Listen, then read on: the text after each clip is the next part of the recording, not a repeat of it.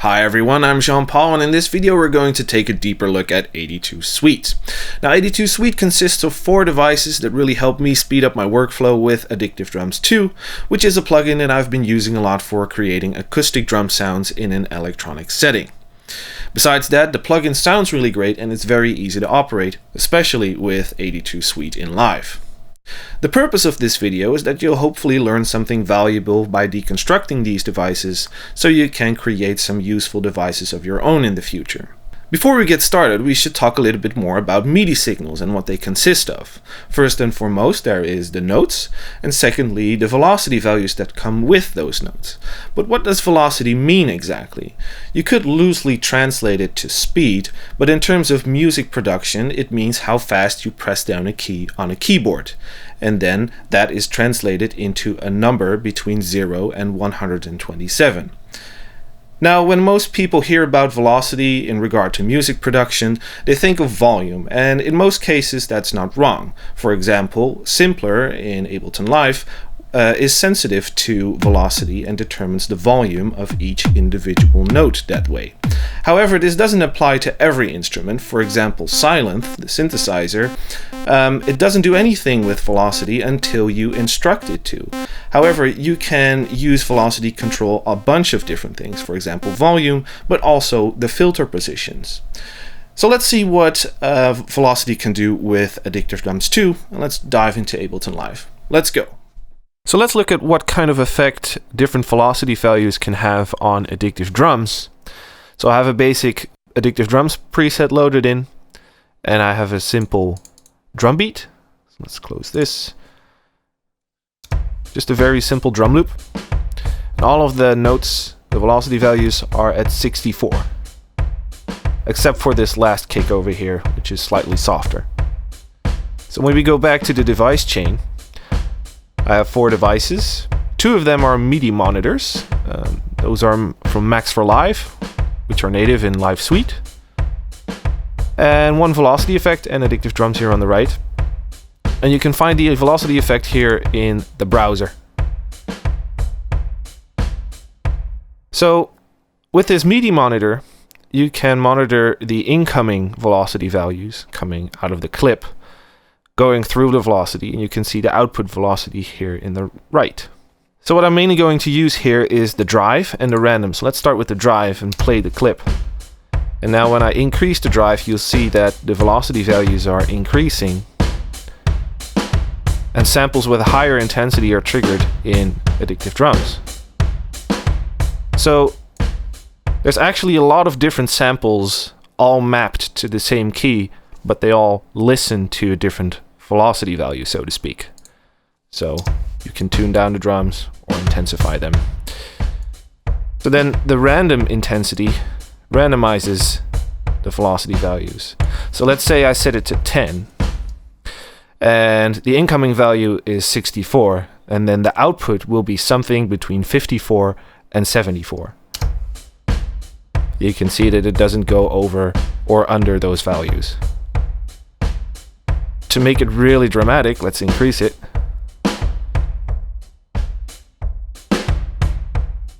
And this maybe doesn't sound as good, so I never really go higher than 30 or 20, just to keep it sound realistic, because that is the point here. Alright, so now that we have a better understanding of what effects velocity can have on different instruments, and mainly Addictive Drums 2, let's look again at AD2 Suite, and then mainly the drum rack preset over here. This drum rack works as a bridge between the plugin, Addictive Drums 2, and Live and Push. The problem you normally get when loading just a plugin onto a new channel is that on Push you're presented with the melodic interface. This prevents you from seeing which pad triggers which sound, and that can be overcome with drum rack because you can color each of those pads and improve efficiency that way. So let's go back to our first channel and delete the plugin. And then I'm going to replace that with a drum rack. And then go to plugins, grab Addictive Drums 2, and throw it on the C1 pad. Now we have a basic kit loaded in here, but let's focus on drum rack for now. We only have 1 pad in use. And as you can see, each pad reacts to one single MIDI note, including this one. So this is the C1 pad, so it only can trigger one kit piece in Addictive Drums 2. So if we open the chain list and the in and out settings afterwards, we can see the input note and the output note for this pad. So I play a C1, but a C3 is triggered in Addictive Drums 2. Now if we open the map window in Addictive Drums 2, we'll see that the C3 here is triggering a ride, which we can obviously hear. So what if I want to hear something else by triggering that pad? Well, I have to look at which sound I want to trigger. So let's say I want to trigger the kick. That's C1. So I have to change the output to C1. And now I get a kick. Great. So what about the other sounds? Well, I need an instrument to occupy these pads, and I'm going to use the external instrument for that. Now, I'm not actually going to use an external hardware instrument. I'm only going to use this to reroute the MIDI and audio signals within drum rack. I'll show you in a second. So let's grab this, throw this on the C#1 pad, and then we can see a new chain is added for this pad. So the C#1 triggers a C3. So I have to ask myself, what do I want to trigger with this one? Well, let's say the snare, which is D1. So I'm going to go to D1. And now I click this, I don't get a sound. And that's because I still need to route the MIDI signal back into Addictive Drums 2. So let's do that. Let's grab this and select the first channel, the drum rack. That's the one we're working in right now. So I'm going to select that. And now it does work.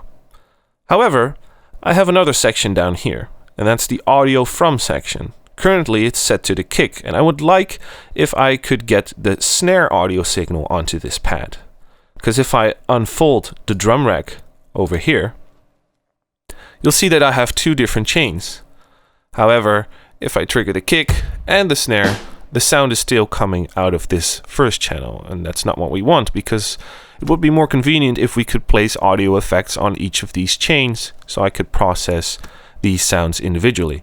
So for that, I'll take the snare option here at the top. So these are all the separate outputs that Addictive Drums 2 provides. So let's take the snare. And then there's one more thing we need to do inside the plugin. Because here in the mixer on the bottom, we have these arrow buttons. So let's click that. And then we have a couple of options. And I'm going to go with the pre-fader setting now. So this means that the position of this fader doesn't matter anymore. It's disregarded. The audio is going straight out of the plugin into live, into the drum rack. You could choose to use the post fader instead, so then you could still use these faders as well. But in my opinion, it would be more convenient to do everything in live in the same screen rather than having to open the plugin every time. That saves a lot of time. So okay, I've set it to pre-fade. So that means that the snare is now going straight out the plugin and into this external instrument. So let's mute these room and overhead channels. And then we can hear the dry snare. And if we open this fader, we get the kick. So I'm only gonna let the kick channel go out of the master channel, so that's the only sound that comes out of this chain at the end of the day. So what about all the other snare hits? There's about 17 of them in Addictive Drums 2, so I'll have to make 17 pads in order to be able to trigger them all. So okay, let's grab another external instrument. Let's throw it over here. Let's actually rename these channels for a second. So I'm going to go with kick, snare 1, and snare 2. Okay, let's open up the map window again. Look for the other snares. So let's just take this one, for example. So that's the D1 pad, and I want it to trigger the E1. So let's go down to E1. All right, need to route the MIDI signal. And we're good. Now I'm not using the bottom section in this case. I could actually close this, or I can still set it to snare, but it won't really matter because I'm already getting the audio from the snare onto this first chain. So I'm only using this chain for MIDI purposes, not for audio purposes. To clean up a little bit more, let's close the plugin. I have 2 snare channels here now, but as I said, the audio is only coming out of one, so there's no point in seeing this one. So how can we fix that? Well, inside of Drum Rack, we can group these chains together, and then they'll be put into another drum rack inside this drum rack. So let's call this one the snare now. So all the routing for the snare happens inside this additional drum rack now.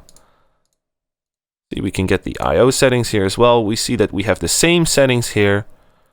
So these are the only notes that are being listened to in this drum rack, because all of the notes are going in there, but only the C#1 and the D1 are working at the moment.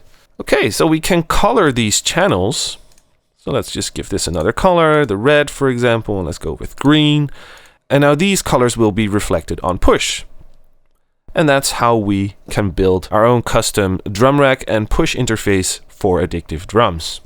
Now I still have this velocity effect here that controls the velocity for the whole drum kit. But it would be more convenient if I could control the velocity for the separate kit pieces.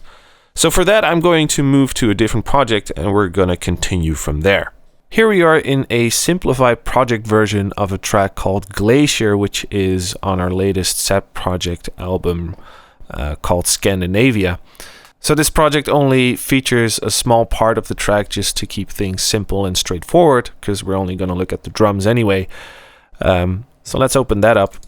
So in the previous part, we talked about the velocity effect, controlling the intensity of the entire drum kit, and how neat it would be if we could split that signal apart so we can control the kit pieces individually. And that's exactly what the intensity control does.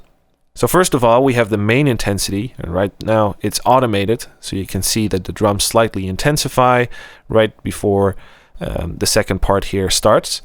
And we have the snare that's toned down a little bit, but it's static, it's not automated. You don't have to automate it. You can use it as an intensity mixer. Unless you want things to change over time, then of course you're free to automate it. So let's see what actually happens inside there. First of all, we have one chain called the main feed. So the entire MIDI signal is passing through here, through these devices.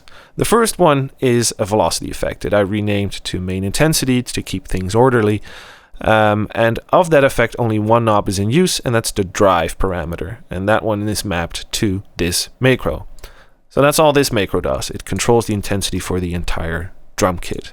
Now the more interesting part happens here in this thing called the intensity key map, which is just another MIDI effect rack. I have a lot of chains here, and on each chain is a velocity effect. And of each velocity effect, the drive parameter is mapped to the macro of this MIDI effect rack.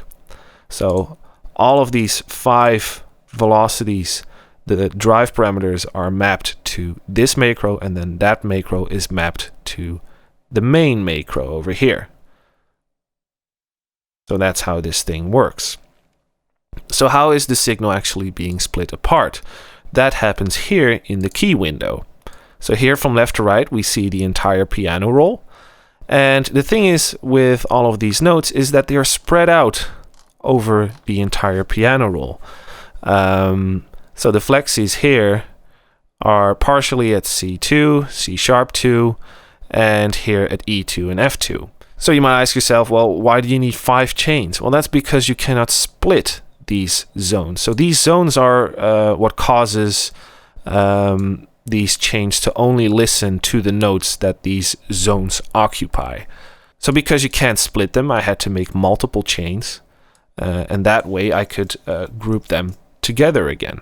And that's really all that happens here in the intensity control device. Now the same thing works in the random control. It's an exact copy of intensity control, but instead of using the drive parameter, the random parameter is used in each of the chains. So no more explaining required about this device, so let's move on to the Ghost Note Generator. So So one thing you may have noticed is that the Ghost Note Generator currently isn't working. It's automated, and as it shows here in the clips, the Ghost Note Generator doesn't work in the first half and it does work in the second half. So let's just listen to that for a second.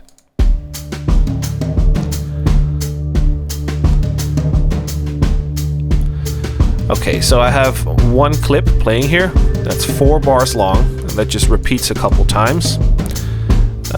So the rhythm is the same the entire time.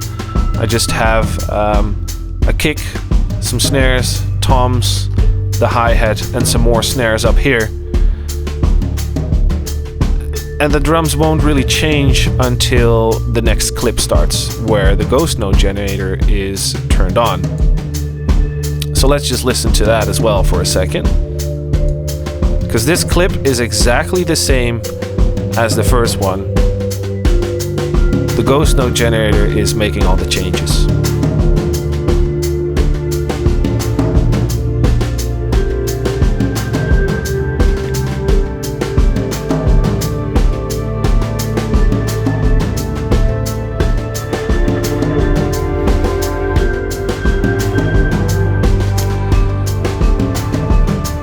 Okay. So let's see how this thing works. So first of all, we have 6 macro knobs over here, and the top 3 are the most important. By default, when you load AD2 Suite, the macros are set to 0, meaning no ghost notes will be generated because the maximum velocity for the ghost notes is 0, which is nothing. Okay, so as soon as you open these macros, you determine the maximum velocity and therefore the max intensity for the ghost notes. Now, once the ghost notes are generated, each of the ghost notes will be the same velocity. So to randomize that a bit and make it more human, we have the macro below it, which does the same as the random control, but just for the ghost notes. Now, the same applies to the other divisions, so the triplets and the 30 seconds. So that's factor number 1. Factor number 2 here are the chains that I have here. So the chain has to be turned on for ghost notes to be generated for that division and that kit piece. So no ghost notes are generated for the kick, but some 16th and 32nd ghost notes are generated for the snare, if the initial MIDI notes are long enough. So let's dive into the MIDI clip for that. And then we can see, if we zoom in, that we have a snare note, and that snare note is 1/16th note long. So in that note, 2 30-second notes will be able to fit.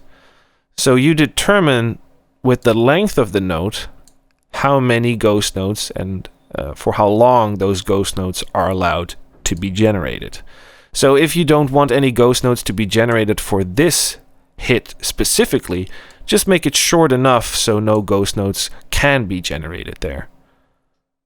Okay, so that's really how to use the device. But what makes it work the way it does? For that, we have to open the chains. So let's just look at the first snare here. Now, in that chain is another MIDI effect rack, which has some key mapping going on for the snares.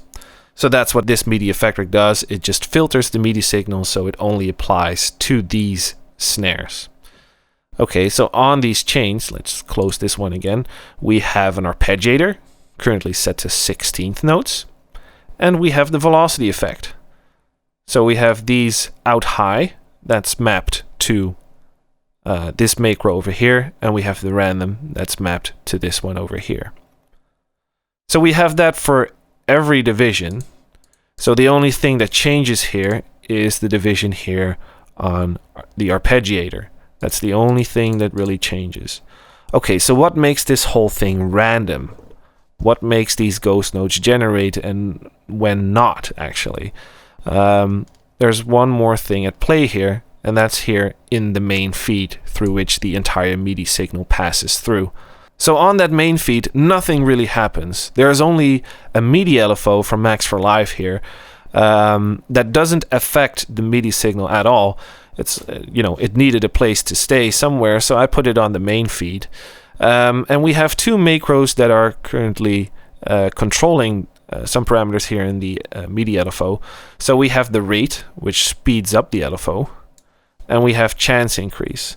So to understand what that actually does, we have to open the chain mapping window here. So this is where the magic really happens. You can see the chain selector moving rapidly from left and right at an amusical rate, just 0.64 Hertz. And whenever that chain selector passes over one of these chains, then the ghost notes will be generated if the chains are turned on and if the MIDI notes are long enough and if the macro knobs here on the left are open far enough. So another thing that we can see by looking at these zones is that there is a larger chance that 16th ghost notes will be generated than 24th or 32nd ghost notes. Now we can increase the chance that 24th and 32nd ghost notes will be generated by turning up the chance increase here. And what happens then is that the depth on the LFO decreases. So instead of going from 0 to 127, it narrows down. So let's open this up entirely, and now you can see that the LFO doesn't go further than 24 and 104. So it's constantly in the zones of the 24th and 32nds. And therefore, more ghost notes will be generated more frequently. So I've shown you only the snares, but I assure you all of these other chains work exactly the same. It's all a matter of copy and pasting and changing some values here and there. Okay, so let's turn to the music one more time, and let's close the map window here and hide the devices. We don't need those. And let's think of things practically for a second. This thing generates random ghost notes, meaning every time you will play back this song, there will be different ghost notes throughout the drum pattern. So that's very inconvenient because, you want to know what your final beat will sound like. So in order to do that, we'll have to record the output of the MIDI signal that comes out of Addictive Drums 2. So let's make another MIDI channel. And let's open the routing options, and then we're going to let this MIDI signal listen to AD2 Suite. And we're going to record the output, so let's do that, but let's do that from halfway. And let's zoom in a little bit so you can actually see the original drum pattern, and then you can see the generated additional ghost notes in the new MIDI clip down here. Let's zoom in a bit more.